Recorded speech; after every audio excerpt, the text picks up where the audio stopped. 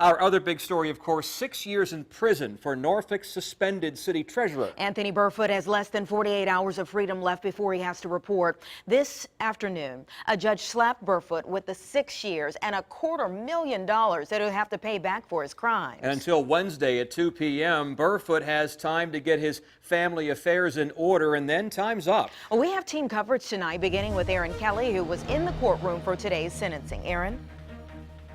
Anthony Burfoot was emotional as he walked up to the courthouse alone this morning. He hasn't talked much about this case, but he said he's wanted to, and he wouldn't wish this on anyone.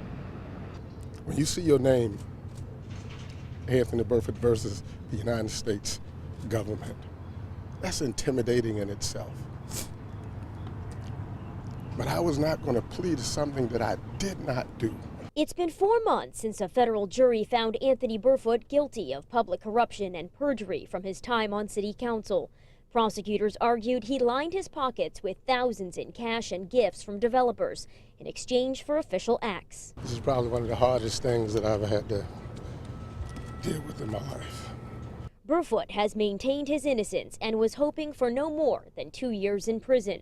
Prosecutors wanted 15 and told the judge Monday Burfoot was an enemy of the city who doubled down on lie after lie.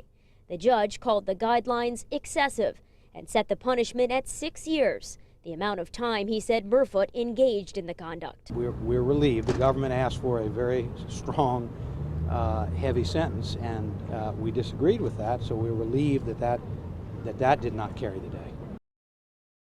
Burfoot asked the judge to give him a few days to get his mother's affairs in order. His father passed away after the trial. The judge granted that request. In Norfolk, Aaron Kelly, 10 on your side. And I'm Deanna LeBlanc, also outside federal court in Norfolk. We know that Anthony Burfoot insists he is not guilty. His attorney says he has 2 plans to fight to get that conviction overturned. Outside court this afternoon, Andrew Sachs said the judge's sentence was merciful. It's not the sentence he has a problem with. We're not contesting or challenging what he said. Our dispute is with the findings of the jury, and that's where the appeal lies. Sachs plans to file an appeal of the guilty conviction as soon as possible. And he has a motion pending for a brand new trial in light of new evidence he believes shows a star witness may not have been qualified to take the stand due to a possible cognitive impairment.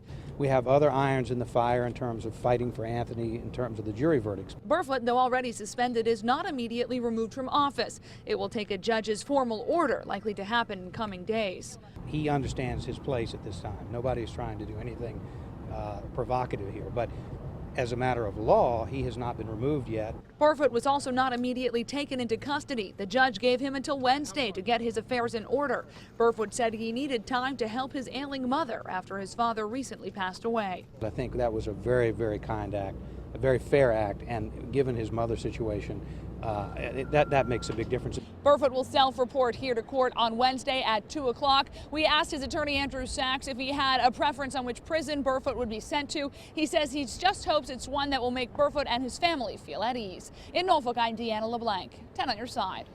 Anthony Burfoot was elected to city council in 2002 and became vice mayor in 2007. The following year, he became Norfolk's chief deputy treasurer. Voters elected him as city treasurer in 2013. And 3 years later, the feds accused him of corruption and indicted him on 8 counts. A jury found him guilty 4 months ago, and today, Burfoot learned his fate. For the time being, Amelia Ortega remains Norfolk's acting city treasurer. Ortega was appointed by Judge Martin in February. We're still waiting to hear how the process of replacing Burfoot will go. We have more on this story right now on wavy.com. We've compiled a special section looking back at the trial and the implications for Norfolk City government. Plus, you'll find any information going forward in the Burfoot case. It's linked in today's story.